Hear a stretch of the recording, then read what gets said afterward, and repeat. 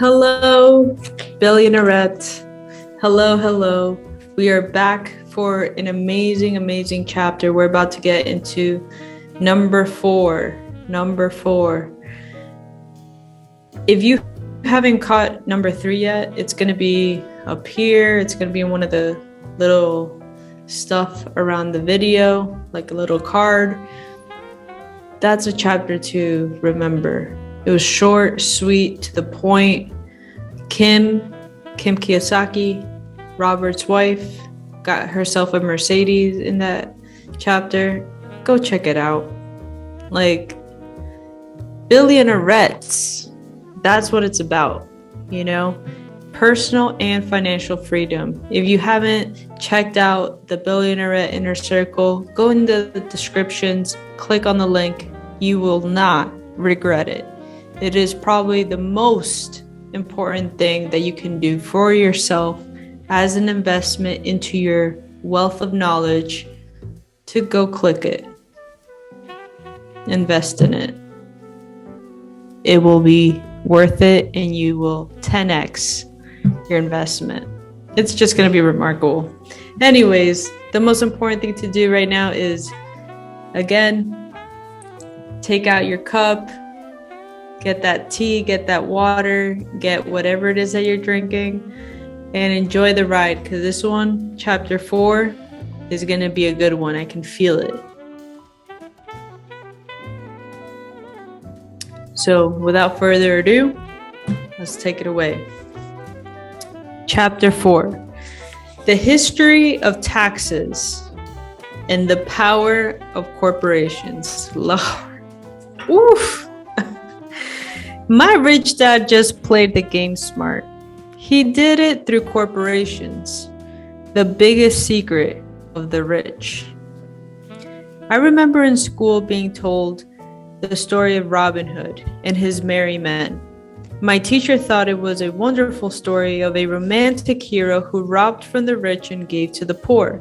My rich dad did not see Robin Hood as a hero. He called him Robin Hood, or a crook. Robin Hood may be long gone, but his followers live on. I often still hear people say, "Why don't the rich pay for it?" Or, "The rich should pay more in taxes and give it to the poor." It is this Robin Hood fantasy, or taking from the rich to give to the poor, that has caused the most pain for the poor and the middle class. The reason the middle class is so heavily taxed is because of the Robin Hood ideal. The reality is that the rich are not taxed. It's the middle class, especially the educated upper income middle class, who pays for the poor. Again, to understand fully how things happen, we need to look at the history of taxes.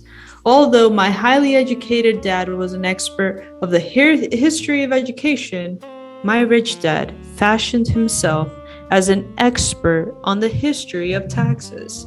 And if you guys haven't heard, in chapter 2, he mentions that the number one expense is taxes. Taxes are your largest investment. Whether you believe it or not, taxes are your largest expenses. Rich Dad explained to Mike and me that originally in England and in America, there were no taxes. Occasionally, there were temporary taxes levied in order to pay for wars. The king or the president would put the word out and ask everyone to chip in. Taxes were levied in Britain for the fight against Napoleon from 1799 to 1816, and in America to pay for the Civil War from 1861 to 1865. In 1874, England made income tax a permanent levy on its citizens. In 1913, an income tax became permanent in the United States with the adoption of the 16th Amendment to the U.S. Constitution. At one time, Americans were anti-tax. It had been the tax on tea that led to the famous Tea Party in Boston Harbor, an incident that helped ignite the Revolutionary War. It took approximately 50 years in both England and in the United States to sell the idea of a regular income tax. What these historical dates fail to reveal is that both of these taxes were initially levied against only the rich. It was this point that rich dad wanted Mike and me to understand. He explained that the idea of taxes made popular and accepted by majority by telling the poor that the middle class that taxes were created only to punish the rich.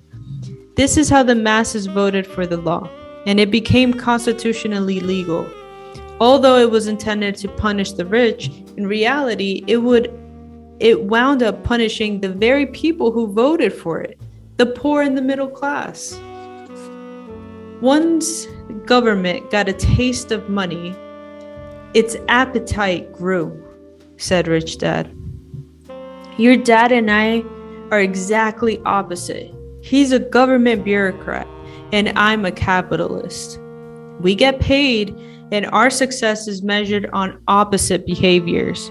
He gets paid to spend money and hire people. The more he spends, the more people he hires. The larger his organization becomes. In the government, a large organization is a respected organization. On the other hand, within my organization, the fewer people I hire and the less money I spend, the more I am respected by my investors. That's why I don't like government people. They have different objectives than most business people. As the government grows, more and more tax dollars are needed to support it. My educated dad sincerely believed that government should help people. He loved John F. Kennedy, and especially the idea of the Peace Corps. He loved the idea so much that both he and my mom worked for the Peace Corps, training volunteers to go to Malaysia, Thailand, and the Philippines. He always strived for additional grants and budget increases so he could hire more people, both in his job with the education department and in the Peace Corps. From the time I was 10 years old, I would hear from my rich dad the government workers were a pack of lazy thieves. And from my poor dad, I would hear how the rich were greedy crooks who should be made to pay more taxes. Both sides had valid points. It was difficult to go to work for one of the biggest capitalists in town and come home to a father who was a prominent government leader, who was not easy to know which dad to believe. Yet, when you study the history of taxes, an interesting perspective emerges. As I said, the passage of taxes was only possible because the masses believed in the Robin Hood theories of economics. Take from the rich and give to everyone else. The problem was that the government's appetite for money was so great that the taxes soon needed to be levied on the middle class. And from there, it kept trickling down. While the rich saw an opportunity because they don't play by the same set of rules. The rich knew about corporations, which became popular in the days of sailing ships. The rich created the corporation as a vehicle to limit their risk to the asset of each voyage. The rich would put their money into a corporation to finance the voyage. The corporation would then hire a crew to sail to the New World to look for the treasure. If the ship was lost, the crew lost their lives, but the loss to the rich would be limited only to the money they invested for the particular voyage. The diagram that follows shows how the corporate structure sits outside your personal income statement and the balance sheet. This is a good diagram to take a look at. It's a bit more, it has a lot more lines in it. So I encourage you to take a look at it and take a screenshot of it if you can, because it's very, very good.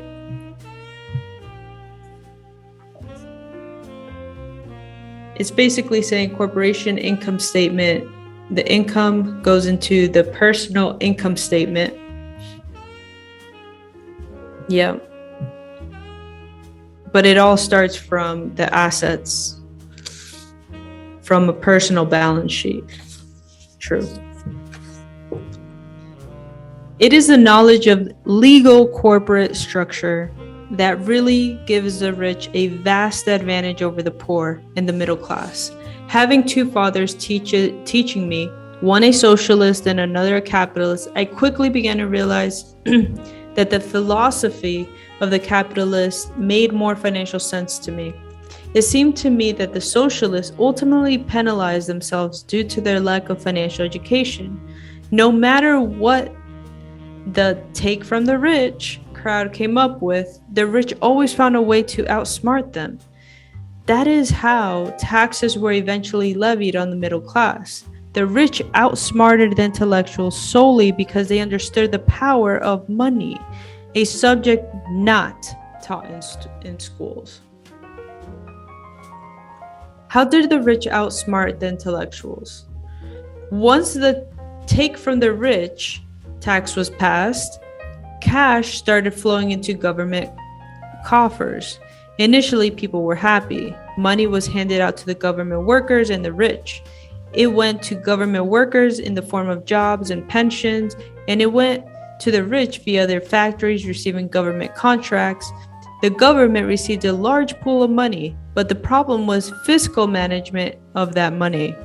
The government ideal is to avoid having excess money. If you fail to spend your allotted funds, you risk losing it in the next budget. You would certainly not be recognized for being efficient. Business people, on the other hand, are rewarded for having excess money and are applauded for their efficiency. As this cycle of growing government spending continued, the demand for money increased, and the rich idea was adjusted to include lower income levels down to the very people who voted it in, the poor, and the middle class. True capitalists use their financial knowledge to simply find an escape. They headed back to the protection of a corporation, but what many people who have never formed a corporation don't know is that a corporation is not really a thing. A corporation is merely a file folder with some legal documents in it, sitting in some attorney's office and registered with a state government agency. It's not a big building or a factory or a group of people. A corporation is merely a legal document that creates a legal body without a soul. Using it, the wealth of the rich was once again protected. It was very, very popular because of the income tax rate of a corporation is less than the individual income tax rates. In addition, certain expenses could be paid by a corporation with pre-tax dollars. That's huge. If you have not set up your LLC and set it up as an S Corp, make sure to do so. It's very, very important. This war between the haves and the have-nots have raged for hundreds of years. The battle is waged whenever and wherever laws are made, and it will go on forever. The problem is that the people who lose are the ununiformed, the ones who get up every day and diligently go to work and pay taxes. If they only understood the way rich play the game, they could play it too. Then they would be on their own and on their way to their own financial independence. This is why I cringe every time I hear a parent advise their child to go to school so they can find a safe and secure job. An employee with a safe, secure job without financial aptitude has no escape. That's so true. I'm going to highlight the part where a corporate is merely a file folder with some legal documents in it. It has no soul. Okay? It has no soul. But because the income tax rate of a corporation is less than the individual tax rates, you are able to write off certain expenses through the corporation with pre-tax dollars. Very, very important. This war between the haves and have-nots have raged for hundreds of years. The battle is waged whenever and wherever the laws are made. It will go on forever. Okay? Average Americans today work 4 to 5 months for the government just to cover their taxes. In my opinion, that is simply way too long. The harder you work, the more you pay for the government. That is why I believe that the idea of take from the rich backfired on the very people who voted it in. Every time people try to punish the rich don't simply comply. They react. They have the money, power, and intent to change things. They don't just sit there and voluntarily pay more taxes. Damn right. Instead, they search for ways to minimize their tax burden. They hire smart attorneys and accountants and persuade politicians to change laws or create legal loopholes. They use their resources to effect change. The tax code of the United States allows other ways to reduce taxes. Most of these vehicles are available to anyone, but it is the rich who find them because they are minding their own business. For example, the 1031 is jargon for Section 1031 of the Internal Revenue Code, which allows a seller to delay paying taxes on a piece of real estate that is sold for a capital gain in exchange for a more expensive piece of real estate. That is the actual tax code that we were discussing in, I believe, chapter 2 or chapter 3, where Kim got herself a Mercedes. Thanks to the 1031 exchange, you're able to just, keep trading that real estate and avoid capital gains, which is awesome. Capital gains tax, not capital gains. Capital gains are great. Real estate is one investment vehicle that has a great tax advantage. As long as you keep trading up in value, you will not be taxed on the gains until you liquidate. People who don't take advantage of the legal tax savings are missing a great opportunity to build their asset columns. The poor and the middle class don't have the same resources. They sit there and let the government's needles enter their arm and allow the blood donation to begin. Today, I am constantly shocked at the number of people who pay more taxes and take fewer deductions simply because they are afraid of the government. I have friends who have their own businesses shut down and destroyed only to find out it was a mistake on the part of the government. I realize all that, but the price of working from January to May is a high price to pay for the intimidation. My poor dad never fought back. My rich dad didn't either. He just played the game smarter, and he did it through corporations, the biggest secret of the rich. You may remember the first lesson I learned from my rich dad. I was a little boy of 9. I had to sit and wait for him to choose to talk to me. I sat in that office waiting for him to get to me. He was ignoring me on purpose. He wanted me to recognize his power and to desire to have that power for myself one day. During all the years I studied and learned from him, he always reminded me that the knowledge is power. And with money comes great power that requires the right knowledge to keep it and multiply it. Without that knowledge, the world pushes you around. Rich Dad constantly reminded me and Mike that the biggest bully was not the boss or the supervisor, but the tax man. The tax man will always take more if you let him. The first lesson of having money work for you, as opposed to you working for money, is all about power. If you work for money, you give the power to your employer. If money works for you, you keep the power and you control it. Let me just get that one in there, because that was a power paragraph. Once we had this knowledge of the power of money working for us, he wanted us to be financially smart and not let anyone or anything push us around. If you're ignorant, it's easy to be bullied. If you know what you're talking about, you have a fighting chance. That is why he paid so much for smart tax accountants and attorneys. It was less expensive to pay them than to pay the government. His best lesson to me was, be smart and you won't ever be pushed around so much. He knew the law because he was a law-abiding citizen, and because it was expensive to not know the law, it would serve you right. If you know you're right, you're not afraid of fighting back.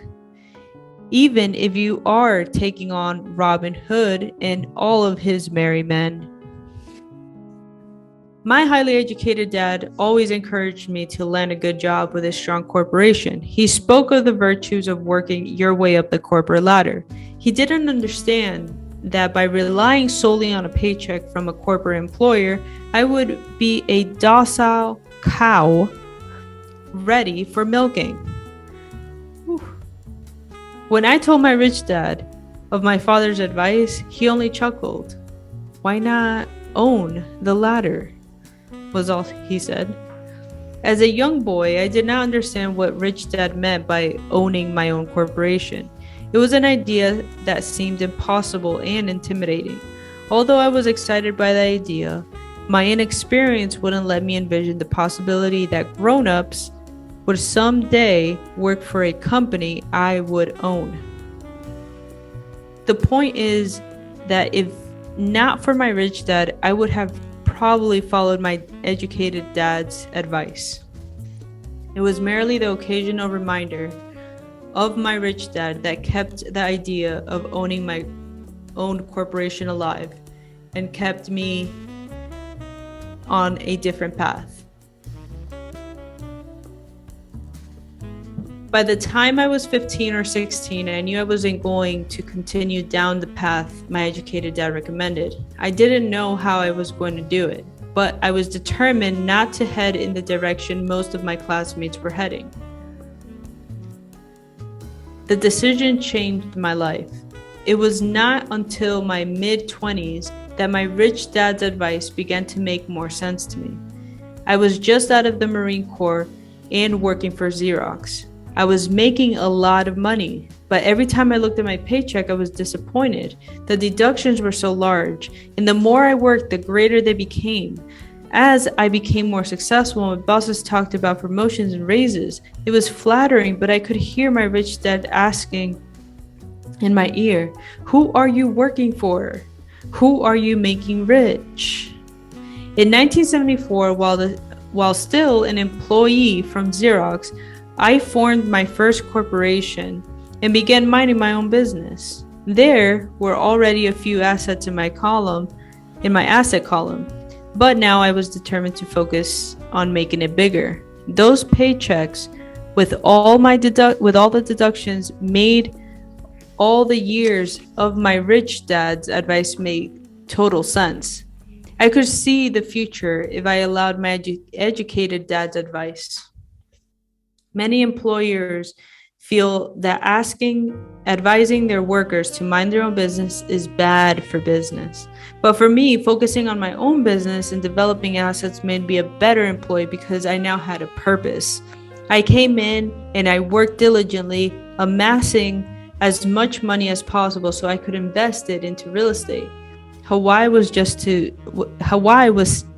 set to boom, and there were fortunes to be made. The more I realized that they were in the beginning stages of a boom, the more Xerox machines I sold. The more I sold, the more money I made, and of course, the more deductions came out of my paycheck. It was inspiring.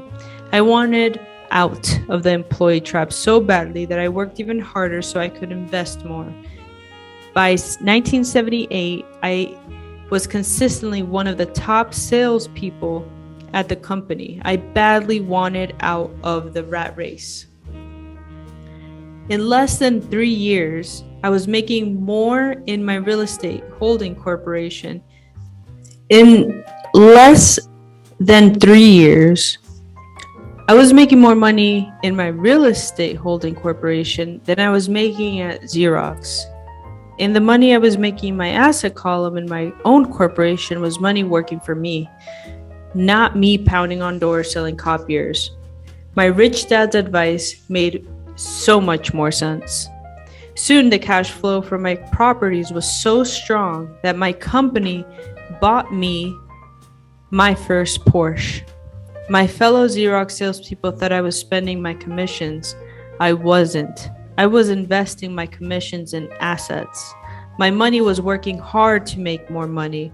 Each dollar in my asset column was a great employee, working hard to make more employees and buy the boss a new Porsche with before tax dollars. I began to work harder for Xerox. The plan was working, and my Porsche was the proof. By using the lessons I learned from my rich dad, I was able to get out of the proverbial rat race at an early age. It was made possible because of the strong financial knowledge I had acquired through rich dad's lessons.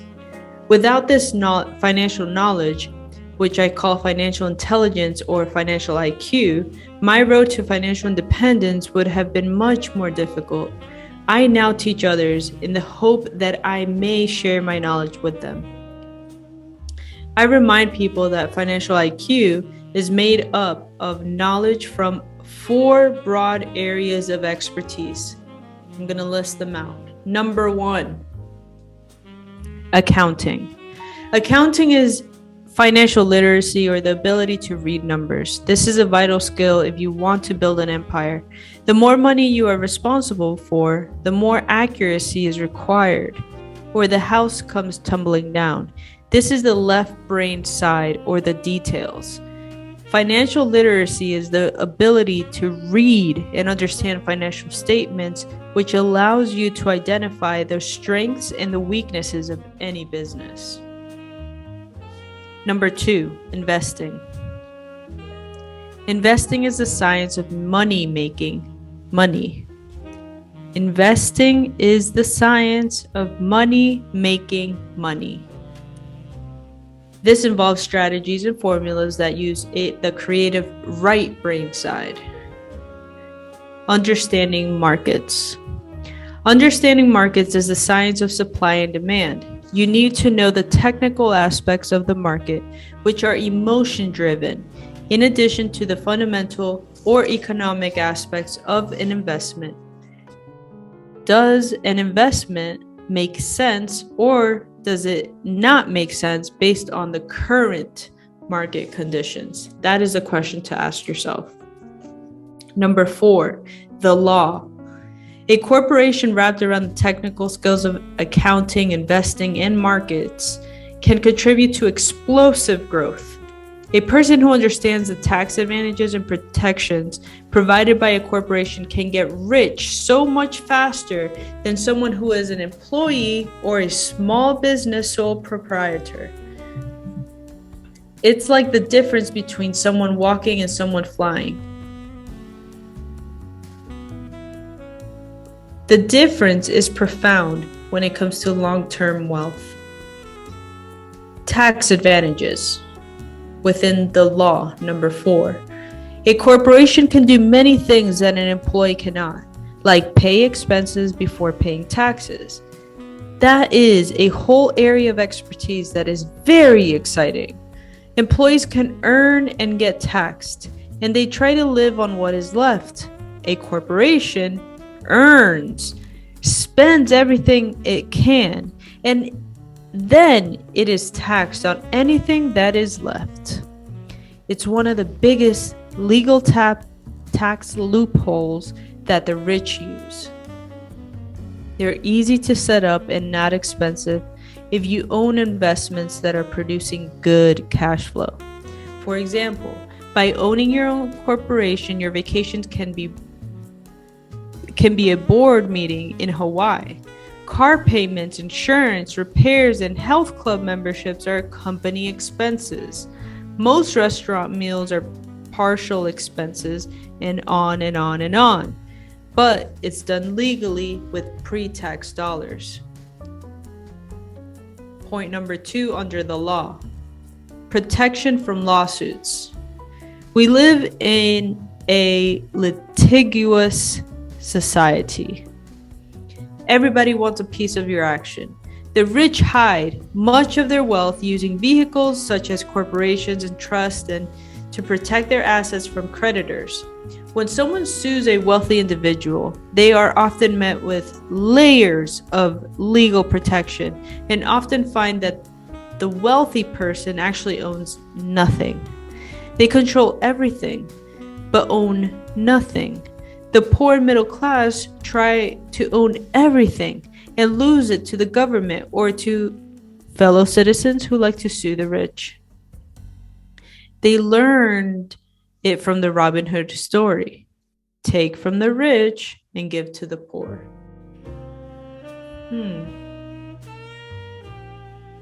That's a very strong point there.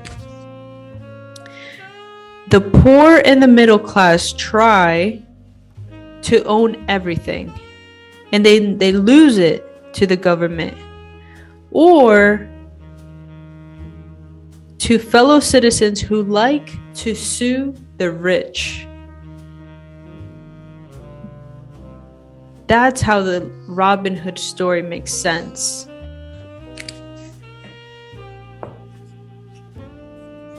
It is not the purpose of the book to go into specifics of owning a corporation, but I will say that if you own any kind of legitimate assets, I would consider finding out more about the benefits and protection offered by a corporation as soon as possible.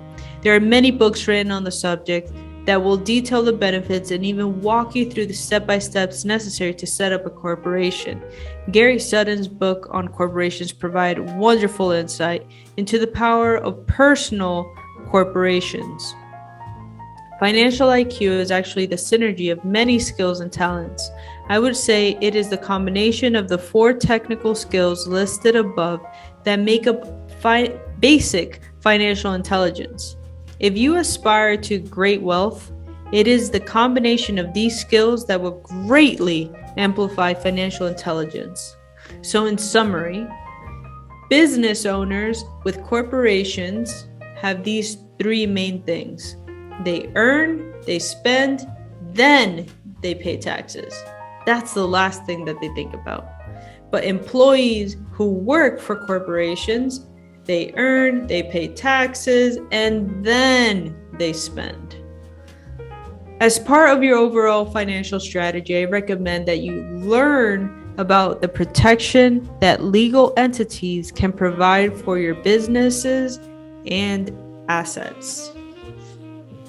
Ladies and gentlemen, that concludes chapter 4 of Rich Dad, Poor Dad. And if you are in Florida, I believe sunbiz.org is the place that you can actually set up your corporation, file your LLC. It's like $125 and you can get that set up. Really easy, takes maybe, 20 minutes, and you can get that all set up.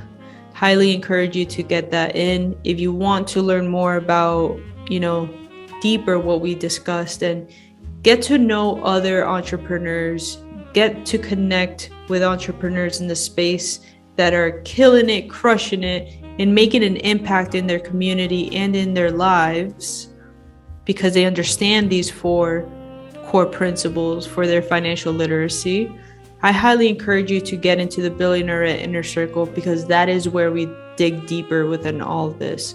I'm so excited to start interviewing some really high level, people that know the tax code, that apply the tax code. Put in the comments who you would want us to interview. Who would be the person that you're like, you know what? I want to hear from this guy. I want to hear from this lady because she seems pretty cool and I want to know more about what she can help me with. Put it in the comments. We're all in for you. Our mission here at Billionaire is to impact the lives of 4 billion souls to achieve personal and financial freedom. So that is why we dig deeper into these books. The more we dig deeper into books, we find out secrets that, get lost in the minutia of day-to-day Robin Hood era.